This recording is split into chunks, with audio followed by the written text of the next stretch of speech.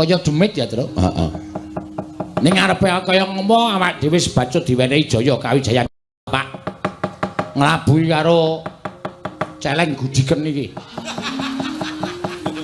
Merga saka niate sing aneh-aneh nganti kahanan geger kaya ngene iki. Jane kuwi ngopo to, Gong? Kowe jane ikhlas ora ewangi aku. Nek ora ikhlas ora masalah. Do mulih ngono. Wis mau dikandhani karo bapak didilat bathuke mbun-bunane karo bapak. Men dadi wong digdaya barang tekan ngene wae ngundhamana wae setan wae.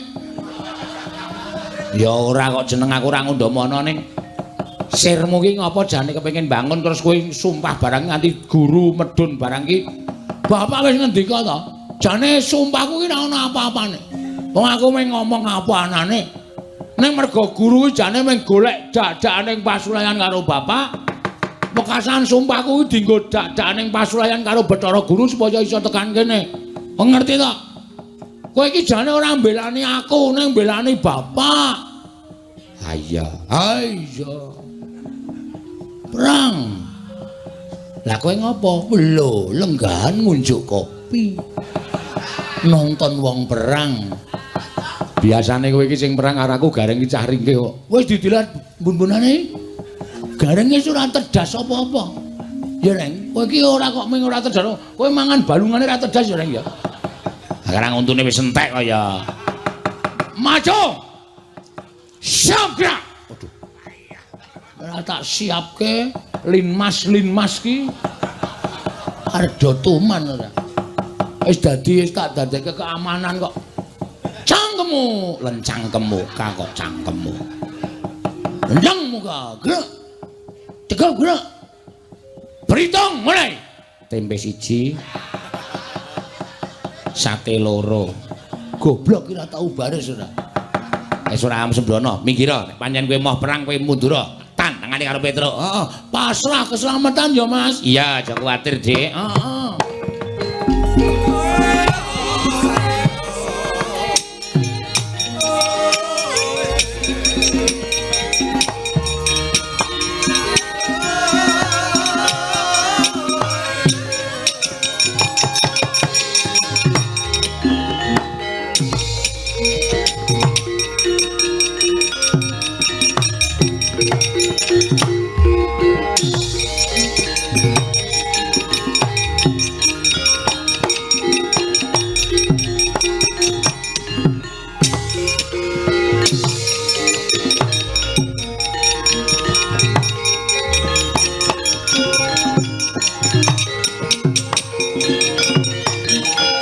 Nututi lamun katututan lamun mangsa prawira digdaya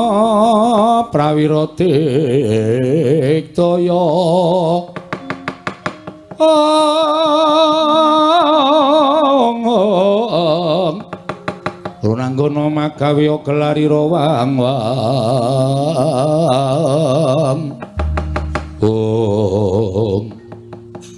Tru, iki dewa apa? Ayo. Dewa tenan? Dewa iki jare gedhe tur dawa. Ayo. Sing ngarep iki kok cendhik. Omong ngono kuwi gumantung wong-wongane kok, Gong. Sing ngarep iki ya dewa. Sapa kuwi? Bathara Penyarian. Oh, Pak Care. Utuh. Bathara Penyarian. Kewajibane nyatet nang kayangan. Mula kok ngendi-endi ballpoint? Ayo. Sing tengah kae kowe tepung ora to ngerti no. Nderekke sapa-sapa tau ketemu karo dewa, nderekke Ndara Janaka ketemu karo dewa. Sapa kae? Bathara Brahma. Dewaning geni. Jane wis sampe wis surut ning sing mburi dhewe kok ora imbang ya. Ora imbang piye? Ngarep ro ngarep, cilik musuh cilik, dhuwur musuh dhuwur. Aku kok malah entuk gedhe. Monggo mungsuhmu bahaya dhewe kae kok. Ae sapa? Bathara Yama Dipati. Kewajibane njabut nyawa. Edan. Kok dadi aku entong musuh tukang njabut nyawa. Ha wis karepmu iki pokoke jodone dhewe-dhewe. Yen ora sanggup catut. Nah. Hartoku kok anu nyatut untune Yama Dipati. Dheke sadurunge njabut nyawaku jabut sik. Monggo lek ku njabut ngeget. Ha iya. Mesti langsung udus kowe. Kuwi senengane nek dikeplak mbales e. Mbales mestaka e. Kula ngaturaken bekti kula kunjuk pukulun. Nala garing tak tampa. Pangestuku tampanono. Lho nggih. Bathara penyarian kula ngaturaken bekti kula kunjuk. Petruk tak tampa pangestuku tampanono. Pak Carik bekti kula. Bagong tak tampa pangestuku tampanono. Pukulun Bathara Brahma bekti kula ya nala garing ulun tampa. Bathara Brahma bekti kula ya Petruk ulun tampa. Bathara Grama Brahma. Hah? Brahma ora Grama. Bathara Brahma bekti kula katur. Ya Bagong tak tampa. Pukulun Yamadipati bekti kula ya garing tak tampa. Bathara Yamadipati bekti kula ya Petruk tak tampa.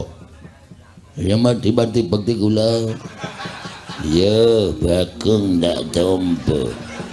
Ora ngecil. Wajabnya wajabat untukmu. Wonten menapa pukulun? Nala garing pripun? Aku entuk jawing wang pikulun Jatimurti. Ya pepundhenku, nggih. Kinen bondo karo Bagong, merga Bagong keluputan. Wani ngucapake sumpah nganti gawe gegering Kayiwangan Suralaya. Mula wektu dina iki Bagong bakal tak bondo, tak unggah ning kayangan, tak cemplungke ning Kawah Candradimukha. Ayo ndi Bagong? Kaya jempalange kareping Bathara Penyalian. Aku nganti Kakang Pulun Bathara Brahma lan Kakang Pulun Bathara Yamadewati. Yen kowe puguh ora menehake Bagong aja takon dosa. Kowe ngerti? Pukulun Bathara Brahma kuwi dewaning geni. Keduga bakal ngobong desane Bagong nganti ludes keles tanpa sisa lala garing. Setyaki tinunun waduh gadanira wirang tumandang ben Truk ya. Setyaniku garwanira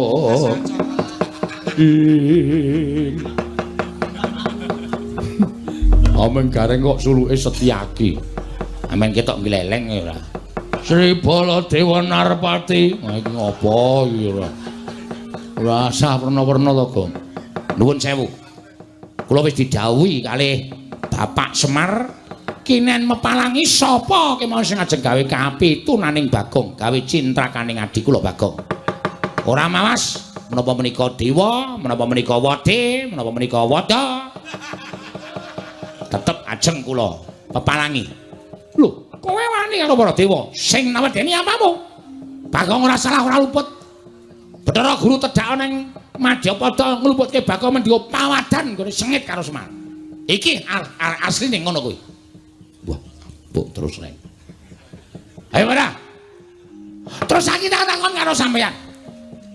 Nek ora iso ora usah dijawab. Tak takon karo sampeyan. Kena apa kok dewa ki ado sengit karo Semar iki jane masalah apa? Luwe-luwe Bathara Guru ki kok sengit karo Semar jane masalah apa? Aku tak takon karo kowe.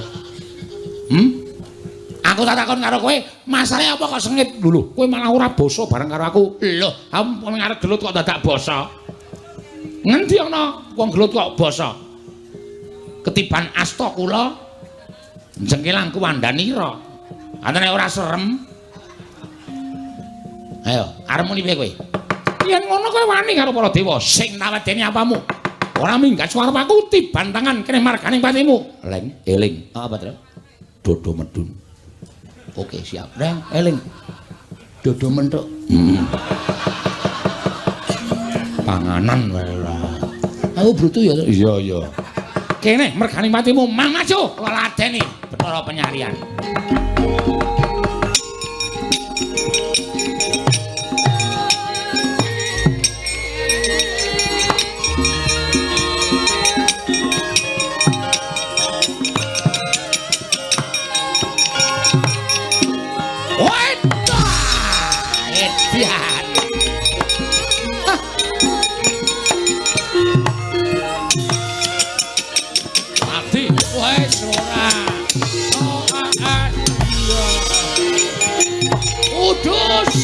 Arnendi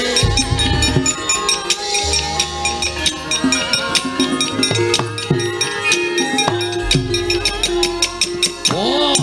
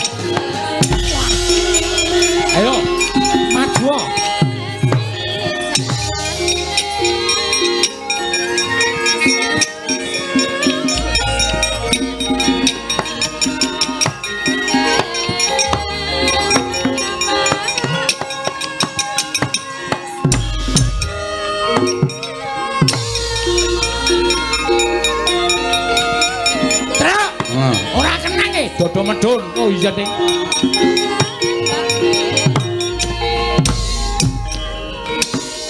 Dian. Ngatek aji lembu sekilan kowe kebarang. Ayo.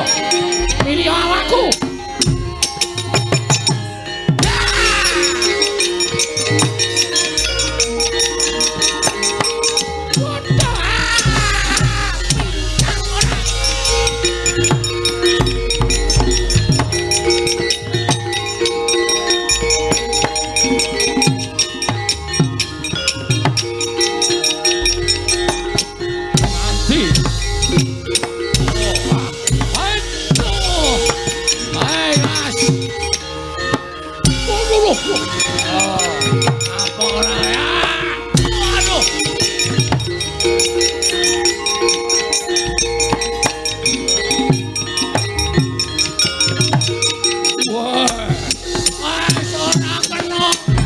Jabut nyawamu, jabutan. Awas. Oh.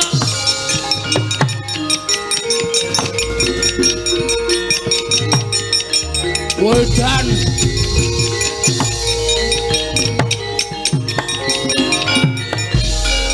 Bang. Ngapain kowe muda iki? Bingung aku, Tra. Mungsuh dewa doyak terus gregeten tak plotroke kathokku. Jarene wong tuwa ki nek mungsuh bangsa alus ngono kuwi iki jare kon buta. Kudu njoke sik, kudu njoke.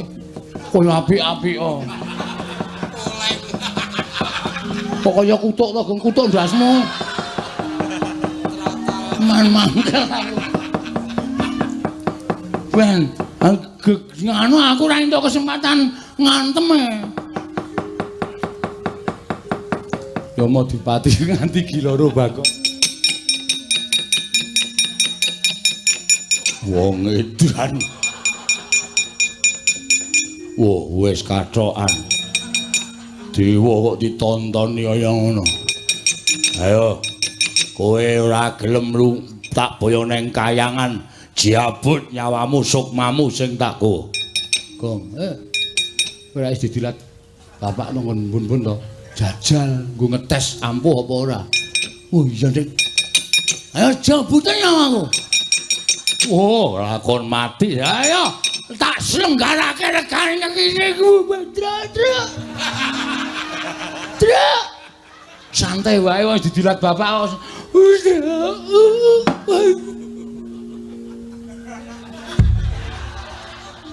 Waduh. Modar.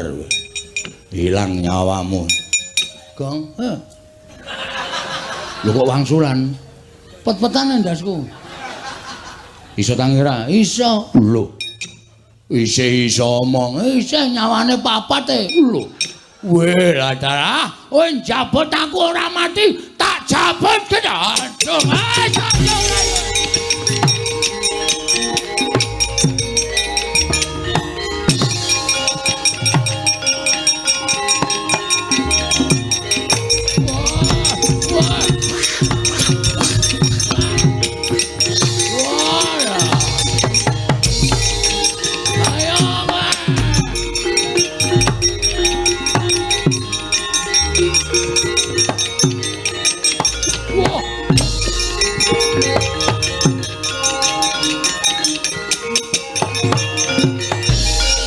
Bagong oyak-oyak Kakang Yamadipati. Iki sapa iki? Brama. Wedan. Kowe Brama? Iya. Berarti sesuk ning radio-radio kae. Dudu. Brama Kumbara? Udu. Adimu ndi? Sapa? Mentili. Mandili.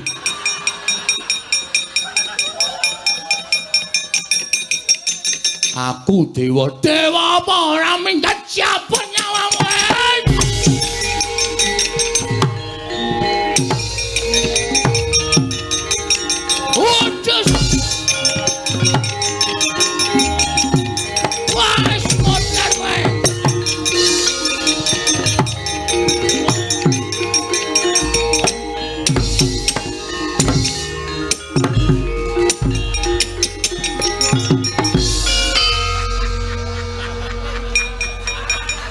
Aku ki nek ngamuk mataku lamur apa ya.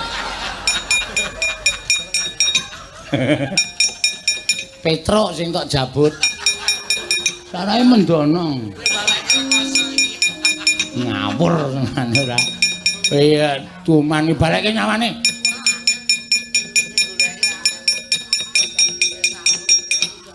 Wis. Wong edan. Wong aku tekone kaya ngono ora geger diwa-diwa terus. Heeh. Tak jabut kabeh. Oh, urung ana sing rumendlepe tak jabut. Saking mangkelku. Ha iya. Tapi ya wis ana ora ngono ndadewane aja ora usah kepenake dhewe kok. Ha iya. Piye nang ngene iki? Woi, Gong. Hah? Ora pangling ae. Sapa? Iwang Pikulun Bathara Guru. Ngambah dirgantara sajake duka tenan kae. Terus, ayo ngayom nang ngene bapak wae. Ah, mlayu naik kene. Ya.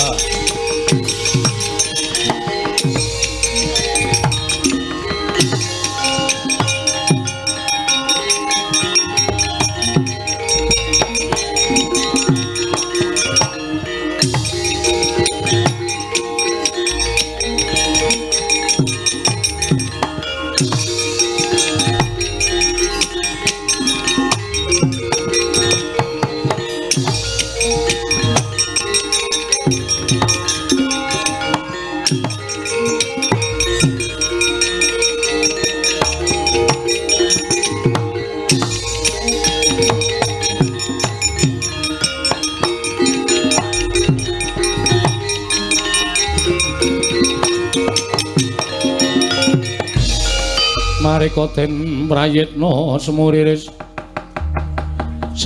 eka balik titiyane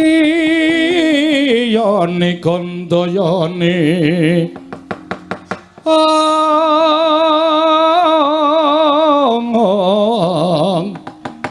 Trisunya purnama sasi gilar-gilaran ing tengah latar. Oh. Piye? Dewa-dewa iki nek pakartine ora apik arep derajate dewa karo anak-anakku do mlayu kabeh. Kuwi nandhake nek apa kang dadi niatmu pancen mau diregeti nganggo blendenge ngangkara. Kula namung badhe nyuwun atmajanipun Kakang Semar inggih menika pun Bagong. Bola-bali tak kandhake to Bagong ki anakku. Lah nek kowe arep mboyong karo Bagong aku mesti ora entuk wong nyatane keluputane Bagong ora iso dibuktekke kanthi nyata. Nanging Bagong sampun kalepatan sak mangke badhe kula lebetaken wonten ing kawah. Ah, iki pancen ngengkel. Saiki ngene. Nek pancen kowe duwe niat mboyong karo anakku Bagong lan ora iso dindakake apa kang dadi niatmu. Coba tak tanting kira-kira kowe cocok ora? Menapa ngendikanipun Kakang Ismaya. Nek Bagong anakku iki diwakili aku, kowe seneng ora? Panjenengan menika guyon, aja ngapusi karo atimu. Nek diwakili Semar kowe gelem ora? Menawi Kakang Semar ikhlas kula purun. Mesti gelem wong niate ya kuwi sing tok jangka ya ta. Niate ya kuwi sing tok jangka, ning sing tok nggo alesan anakku Bagong. Pak, kan nanti Pak. Sing nukokke semen sapa, Pak? Wis ben nengke wae wong iki bapak iki mbelani kowe lho. Menawi Kakang Semar purun, tetep dinten menika dados ijolipun Bagong kula boyong dhateng Kayuwangan. Apa ora gelem? Iki anakku sing tak tresnani, sing jeneng wong tuwa ki notohke nyawa kanggo anake nek perlu apa wae ditotohke aku ora bakal owel. Pukulun mboten namung bapak nek saged kula ya ngijoli karo uripe Bagong. Lho gareng ora sah. Wis ben Pak, wis ben. Tak bilanane adikku. Bapak wae sing lenggah nang omah, aku sing dadi ijole. Karaku ya ning aja truk. Anakmu cilik-cilik. Aja wis aku wae. Aja karaku sisan. Wong loro sisan, dadi mati ki wong loro sisan. Kuwi jane nek aku mati seneng to, Gong? Bahagia. Bahagia dengkulmu ora. aja nala garing aja Petruk ning aku. Sinten ingkang kedah dados lintunipun Bagong? Aku, kula. Nala garing aja ora apa-apa, Pak, wis ora apa-apa wis ben. Aku wae Pak, wis ora apa-apa wis ben aku garing wae Bapak lenggane omah. Menawi kula nyuwun menapa Kakang Semar saged minangkani. Kowe njaluk apa?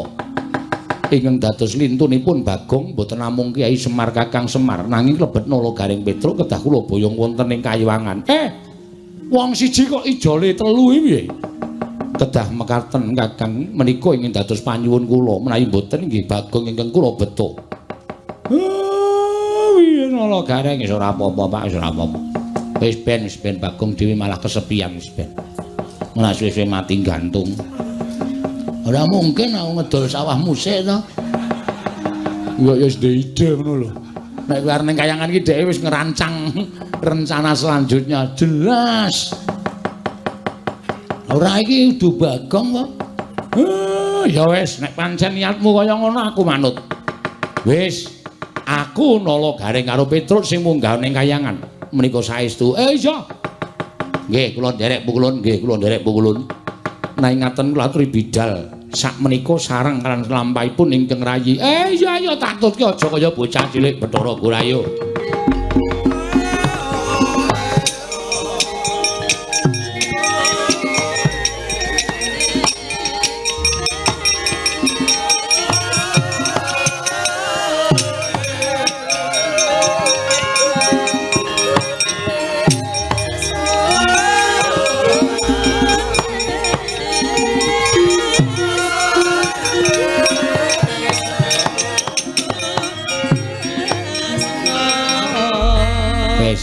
Kowe saiki kowe ora percaya karo katresnanku. Katresnanku karo kowe iki luar biasa lho, Gong. Nganti tak ijoli nganggo pati uripku aku ikhlas. Wis ketok paido le. Katresnane kakang-kakangmu ketok paido. Aku munggah ning Kayangan ki mergo ngeboti tresnaku karo kowe. Nganti aku ngiklasake karo pati uripku karo Kang Gareng. Ya muga-muga kusnul khotimah ya, Tru. Anjen setan ana. Lah witena piye? Wong ya aku ki ra menawarkan kok. Aku rakon karo kowe, aku rakon karo Gareng, kowe sing ngomong. Pukulun kula dados ijolipun Gagong. Ayo monggo terserah. Aku rakon kok. Aku ya. Aku titip anak-anakku ya, Gong. Titip bojoku ya, Gong. Aku ora ngapa-ngapa kok dititipi anak. Ngapa? Nek bojomu dititipke tak tampa. Nek anakku mah ya aja kaya ngono to, Gong, ora sak kepenake dhewe kaya ngono. Wis ya, Gong, aku tak menyang ruktinen Karang Tumaritis, omahe Gareng karo Karang Kadempel. Mbok tegelan aku antara. Lah ngopo? Aku ora ndek kanca. Aku nek gara-gara kancane sapa? Rasa nganggo gara-gara. Ya wis muga-muga penjangkaku kelakon ya, Tru. Ya bapak ya slamet, kowe ya slamet. Nala Gareng ya slamet mulih kumpul meneh wong bapak ya, Tru. Ya wis rasa nangis. Ora aku mung gaya kok. Anjing setan tanah ya terus mangkat yo biar bapakku ndak bapak ana apa-apa aku tak ngrukti bapak kle.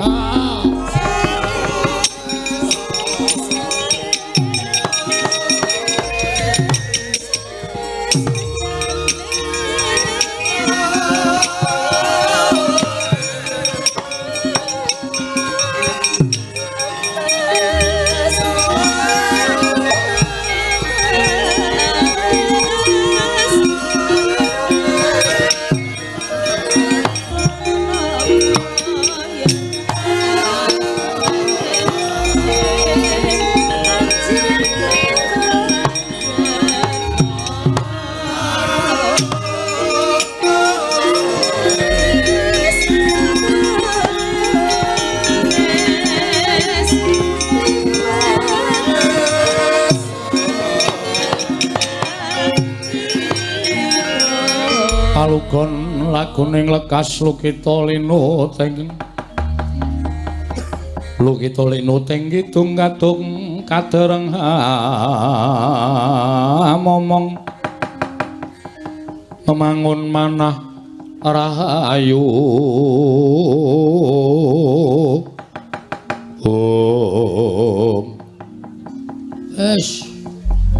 mamring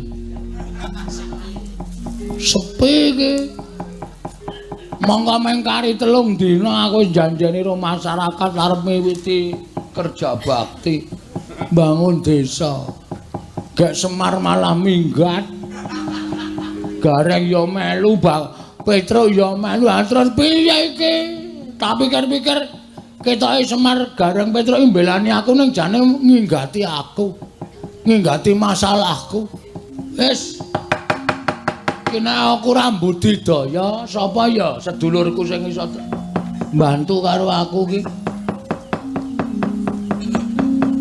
monggo Semar ki woi jendeng kelingan aku Semar ki duwe kakang ya kuwi kakang Tomblok Togok wah siwa Togok arep tak jaluki donatur anggere ora ngegawe tonyo siwa Togok ben ora ngono ndak ora rampung perkarane siwa Togok siwa Blok tak jaluki kabeh kejaba saka kuwi aku arep nyuwun bambantune siwa Togok ki bapak nek ora tak slametke Gareng karo Petro ora tak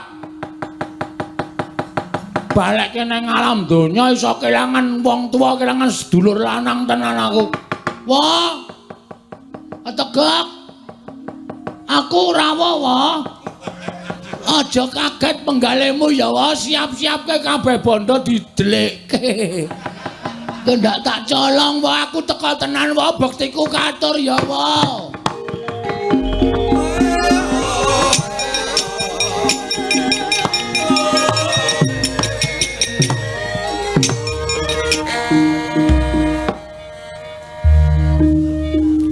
gawe kaget atiku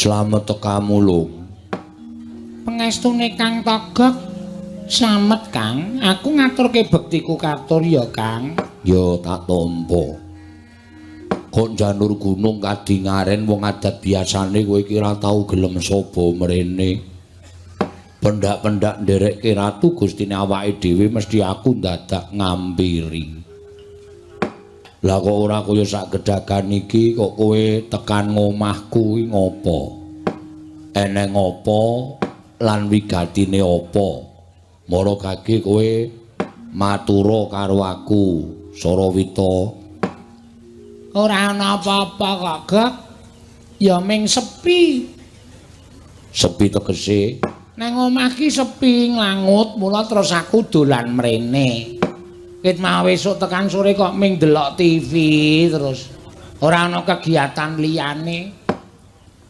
terus entuk warta apa ana berita apa mbah lho jare ndelok TV aku ming delok iklan kok nek berita tak pateni ngono anggere mulai iklan tak tonton ayo kepengin tuku apa ta apa ngono lho Gak oh ngono ta ya rasa sok tetuku duit kuwi apike dicelengi dinggahke rasa nggo tuku apa-apa mergo sok kowe nek kala mangsa kepengkok kebutuhan kuwi ora nrethek mrana-mrana ning duwe singgahan tur dasare kowe urip dhewe ya ta wong urip dhewe iki ora kepenak kancamu ya ming aku monggo kowe jane karo aku ki jane duwe rasa apa kok ora tau gelem-dolan ning omahku ki jane ngopo to lho ya ora apa-apa larang ya tangga teparo do sapa sapa kaya pitik maksude do dolan ning omahku ngono lho Gek ora kowe kok ya ora kaya biasane mlathoki kayu biasane nek ora mlathoki kayu ya gawe bata arep tok nggo ngapae bata kok gedene 50 cm arep tok nggo ngapa kaya cor-coran ya saura-urane nek ana kepinteran ki tak karyake Aku iso gawe boto ya gawe boto. Men atine iki ora sepi. Wong nganggur iki nek ming meneng wae atine mesti bakale sepi. Tur ya ana bab nding Lung. Ana apa? Janjane aku ki metung karo kahananku. Kahanan sing piye? Kahanan sing tak lakoni kira-kira 7 dina kepungkur malem Jemuah Kliwon wingi. Heeh, ngapa? Kowe ngidul apa? Ora. Lah kok sepi? Aku turu wit sore. Aku bar menehi sajen karo kerisku kae terus tak tinggal turu.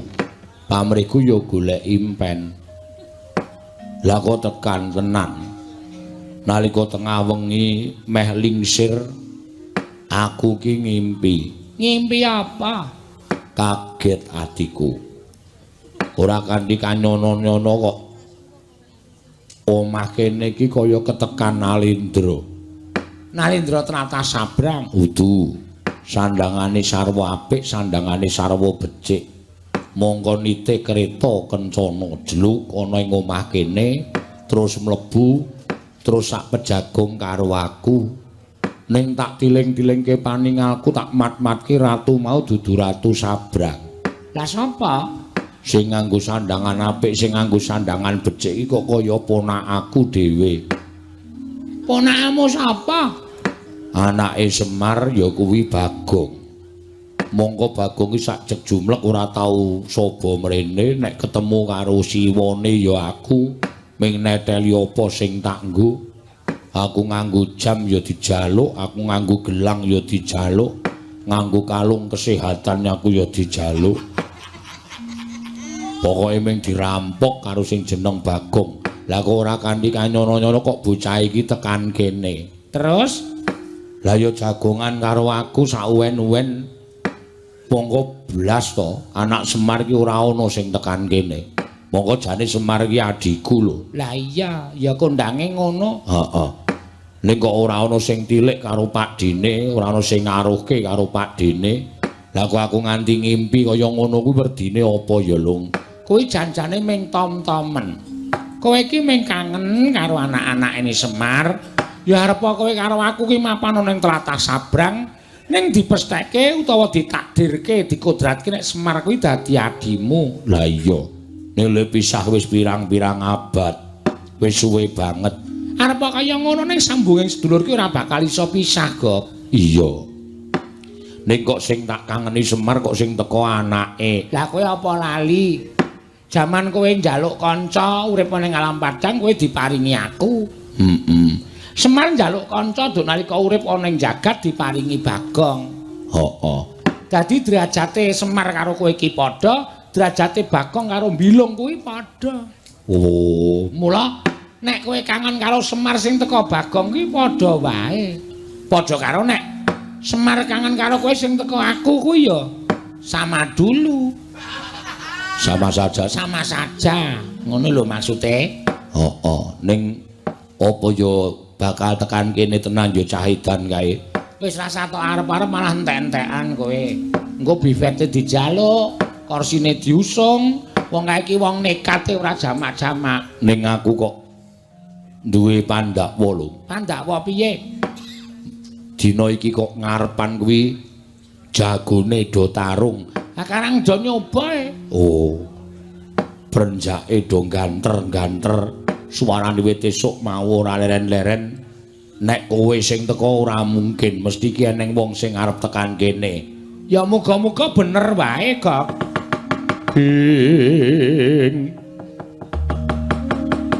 Rekat lampahing rata tan mantara. Prapteng sukuning argaram kang tumingal.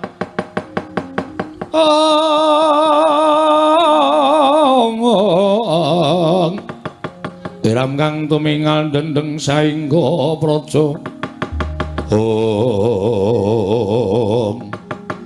Kocap kacarita nalika semanten. Eling-eling ki lurah togok nggih Sang Hyang Catu Goreng Ngijawantah. Sak ciptane dadi sak sedyane ana. Ngraosi bilih jurang porong badhe ketekan dayuk. dados sakuling mangke ingkang bletek-bletek saking ketebian. Mangono pangudas marane ora liya kejaba mungkin Lurah Bagong ingkang sowan ngersanipun ingkang wa ing padukuhan Jurang Porong. Mangkono pangudas marane iki Lurah Bagong. Assalamualaikum, Wa. Wa, aku rawuh, Wa. Wetegek. Wah, cangkeme wis ketok. Ngandel ora. Rak ming padha karo diisin-isinke ta kowe, Gong? Lho kok kaya suarane ponak aku Bagong ya, Lung. Sajake. Wah, aduh liwat niki, Wa. Lawange endi, Wa? Lawange ngarep kuwi Cah Edan. Oh iya, Cah Kentir. Wis aja tok wangsul ndak malah ora kajen kowe. Aku sowan ya, Wa. Wetegek.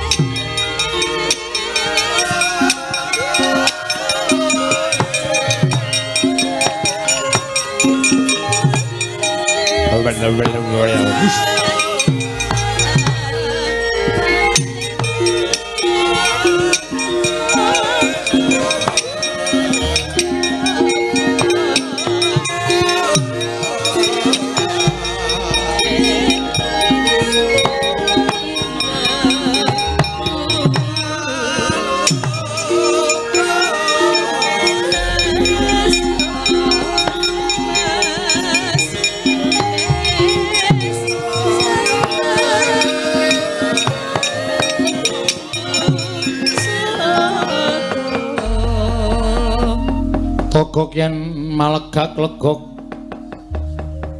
trembilung kang sarawita kang sabuk bandil ing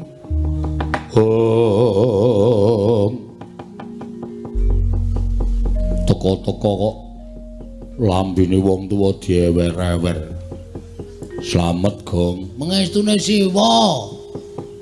Wilujeng, Wa, aku ngaturke bekti ya, Wa. Iya, tak tampa. Bagong slamet, Gong. Mbiti, bilang. Andeng bilung lali aku.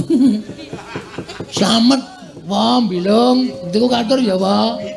Tak tampa, Bagong. Mangestune wong tuwa tampan ana. Tak gegem dadaku kok cilik terus ta, Wa. Ya karang kaya ngene iki wujudane. Heeh, sing penting sehat ya, Wa. Heeh, sehat. Siwa Togok sehat, Wa? Iya, slamet sehat le cah bagus. Sangeme kok sedo, Wa. Mbok wis kowe ngopo lho karo jeneng wong tuwa kok mesti ngobok-obok sak penake dhewe. Jane kowe iki ngopo? Kok janur gunung kadingaren. Dian omahmu saya apik, Wa. Kok dadi saiki aku iki nderekke ratu sabrang, ratu sugih-sugih. Apa-apa biak-biuk kowe butuh apa tukoke, butuh apa-apa tukoke. Kae gambare sapa ya, Pak? Gambarku no. Ae to sing ning buri kae to. Heeh. Nganggo sandangan Jawa nganggo iket. Kok lambene ora dawa? Tok plester, Pak. Aku orang pesen karo sing nglukis men aja nganti diketokke dawa men ketokke demes kok. Asem iki. Iso dikan to? Iso. Kae nek dimati kaya rupaku lho, Wa. Tapeke ya, Wa. Lah, ora tenan to apa-apa ditembung to.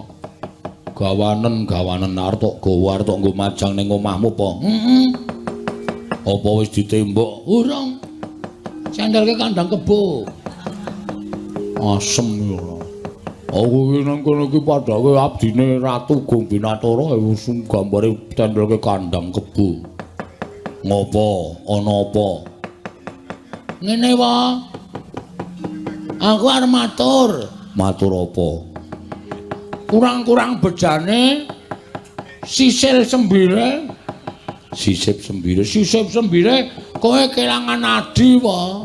Lho, adi sapa? Semar. Kok kelangan Semar piye maksude? Aku ki mbah nameng niat kepengin bangun desa. Aku nglumpukke Semar karo Gareng karo Petruk, ponakanmu kabeh. Iya. dedrek rembukane aku iki jane ra ndiragat. Aku terus nganti sumparu semar-mar. Nang nganti aku ra kelakon bangun desa. Aku sumpah aku gugat nang kayangan. Ngono kuwi Semar wis ngelekke. Bagong. Aja waton nyelekop. Omonganmu ki padha karo omong aku. Nang aku ora percaya. Lah kok jebule tenan? Jebule tenan piye? Pikulan. Pukulun. Pikulan Bathara Guru ki rawuh tanpa murid. Terus arep boyong karo aku. Arep boyong karo kowe. Dunggake ning kayangan dianggep aku ki salah mergo aku nibake sumpah. Kayangan geger jare Bale Marti Kunda manik rungkat. Kuwi omong sapa kaya ngono kuwi? Bathara Guru. Semar ya ora percaya. Terus Bathara Guru anu Semar ngandhake jane lemu duwe arep ngluputke Bagong ki mergo pawadan kowe sengit karo aku kok Bathara Guru. Geger pokoke. Aku ya wis ngerti nek Semar ki ya ora cocok karo Manikmaya ki wis suwe. Lah iya. Perang. Dewa-dewa kalah karo aku kabeh. Wah, kowe gak menang karo dewa-dewa. Menang ning sithik rasa njaluk ya. Menang perang. Aku ki terus Bapak Bathara Guru teko, aku mundur. Terus Bathara Guru Semar pokoke Bagong tak boyong. Terus Semar muni ngene iki, nek Bagong arep tak boyong iki jole aku. Bagong aja tak gone kayangane iki jole aku. Sing muni ngono Semar kowe lho. Terus Gareng ya muni ngono, aku ya tak gelem dadi jole. Si Petra ya muni ngono. Lho terus Semar diboyong ning kayangan karo Gareng karo Petra. Lho. Nek ngono kowe saiki ijen mula aku mrene iki sejatine arep genahke gok. Apa? Si wong iki jare kakangne bapak. Aku ki sing tuwa dhewe. Nomor 1 aku, nomor 2 bapakmu, nomor 3 Bathara Guru. Terus kae bilung kae. Anak tikus. Udu iki ya iki arep kaya ngono iki bekas ratu. Weh, lah kok ora abang. Gundulmu atos kowe iki mbok ya dilarani lek seneng main ngono ora. Ratu kok abang. Terus aku ki mbarepe nomor 2 Semar, nomor 3 Bathara Guru. Aku saya tak takon karo kowe. Arep kowe pisah karo Semar ki karo Semar rukun ora? Sing rukun ki mung aku karo Semar. Sing ora rukun karo aku karo Semar ki Manikmaya. Mula aku mbiyen karo bapakmu Semar ki digawe dening Manikmaya supaya mudhun ning jagat. Aja nganti aku karo bapakmu Semar kuwi duwe panguwasa ning Suralaya kuwi mergo nggone meri Manikmaya karo aku karo bapakmu. Jane di anak Manikmaya. Terus piye? Aku saiki ngene. Pokoke aku mung pasrah karo Siwa Teoge-oge. Teoge-oge togok. Aku pasrah karo Siwa Teoge-oge supaya nyelametke Semar. Nek Siwa togok ora iso nyelametke bapak karo kakangku loro, aku ora nrimake. Ateges kowe kuwi dudu kakangne Semar. Ming aku. Tantrimane Bagong suwek cangkem. Waduh. Piye lho? Wis monggo wong cangkem-cangkemmu dhewe. Ora edan ora. Lah aku tok kon ngopo? Aku terke ning kayangan. Terke aku ora ngerti dalane. Aku ora dong tenan nek donge aku wis mangkat dhewe. Jare kayangan ki pucuking gunung ngendi? Kemukus. Utuh. Himalaya iki ngendi aku ora dong. Ning nek kowe wujud kaya ngono kuwi engko tekan Sela Matangkep ora diparengake karo dewa sing tunggu Kori Sela Matangkep. Sapa jenenge? Cingkara Bala Balapata. Cingkara Bala Balapata? Kuwi buta loro.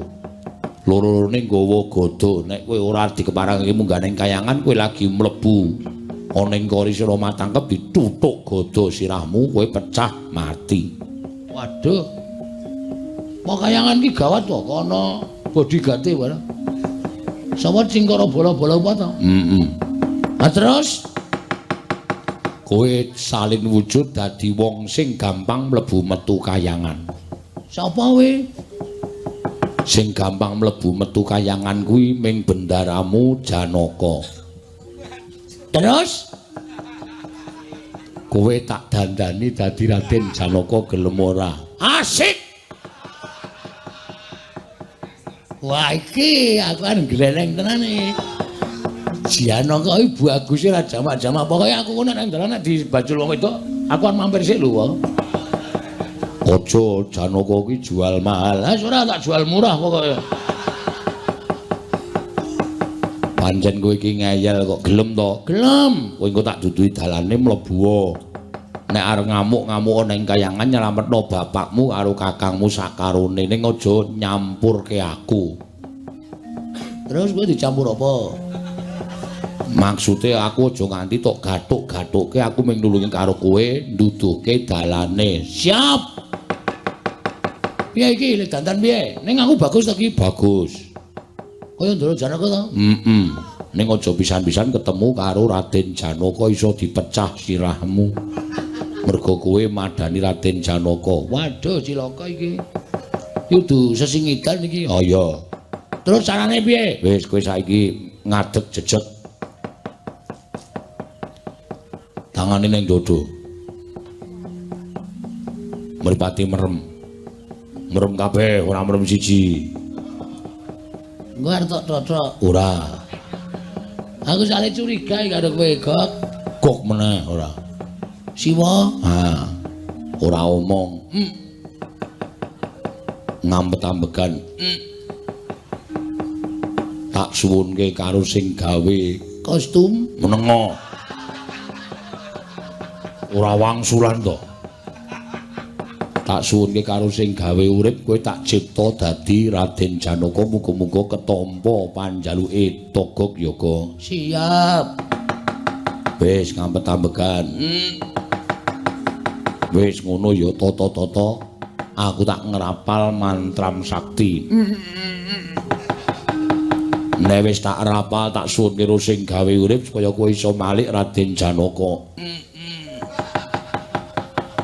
Sebab sing iso mlebu metu kayangan ki mung Raden Janaka. Sakliyane Raden Janaka ora bakal gampang mlebu metu kayangan. Mula dina iki kuwi arep tak ganti Raden Janaka. Wis siap-siap. Waduh. Wah, suwek cangkemmu lho, Gok. Iki le ngampet wis ket mau omong wae malah pidato. Gewis. Ya wis, toto. Gewis tangane ning dodo. Ing tan samar pamoring sukma sinukmaya winah ya sepi sumimen lenging kalbu pambukaning warana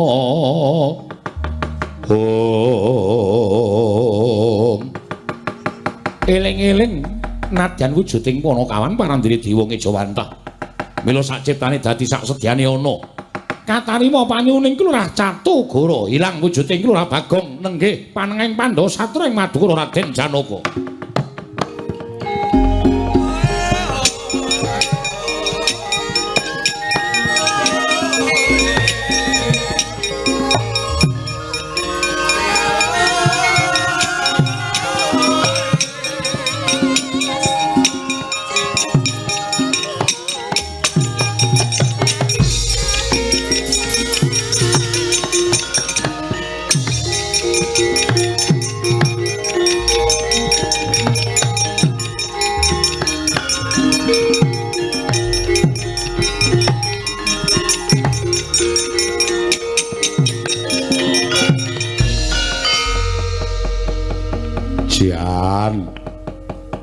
Arep nemoni lelakon apa iki? Ngapa iki, Gok? Ngiluwa mlebu ning kamar tengah kae ana bifet gedhe ngiluwa. Ra gaya. Kanggre ora Janaka kepruk bata kowe. Tenan aku gak nek jak sepele kene iki.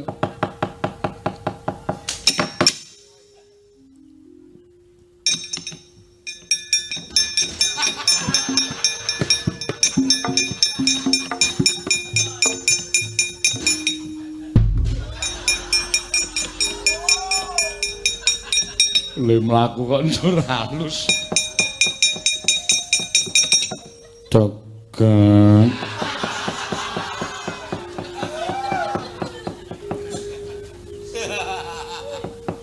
Wis ben nengke wae.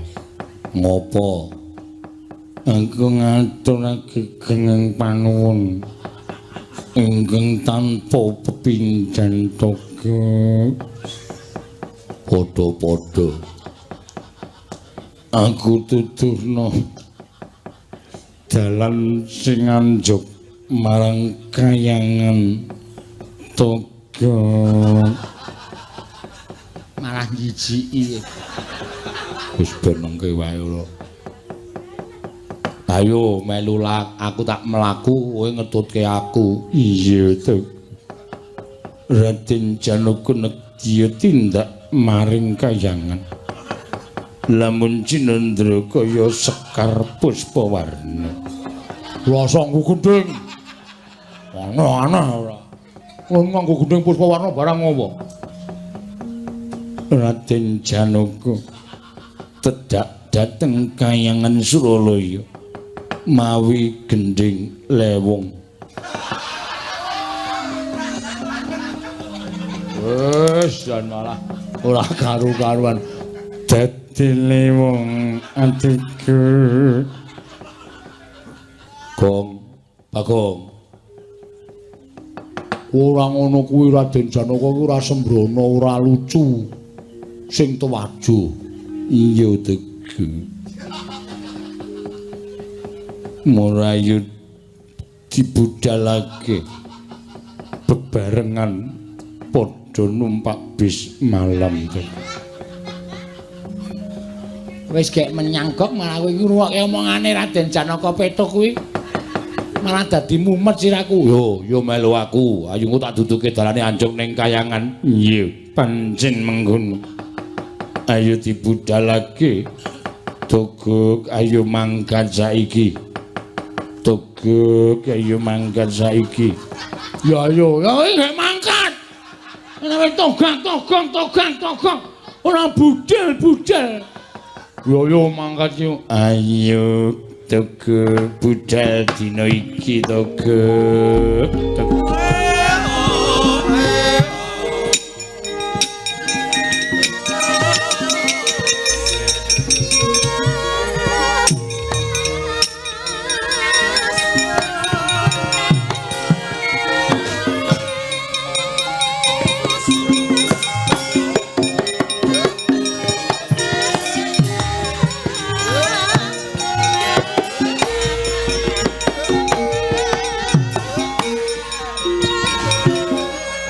Leru kamar.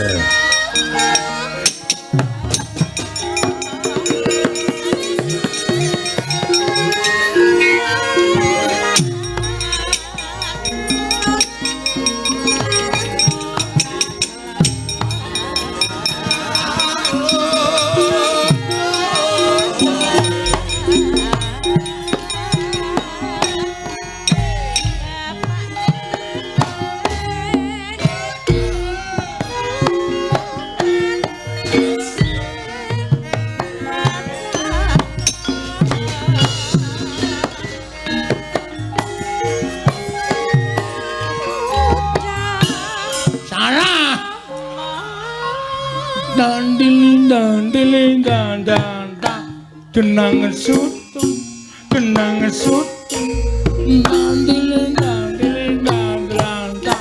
telan trundung gendung, kenang sutung, dandiling, telan sutung, telan ketundak,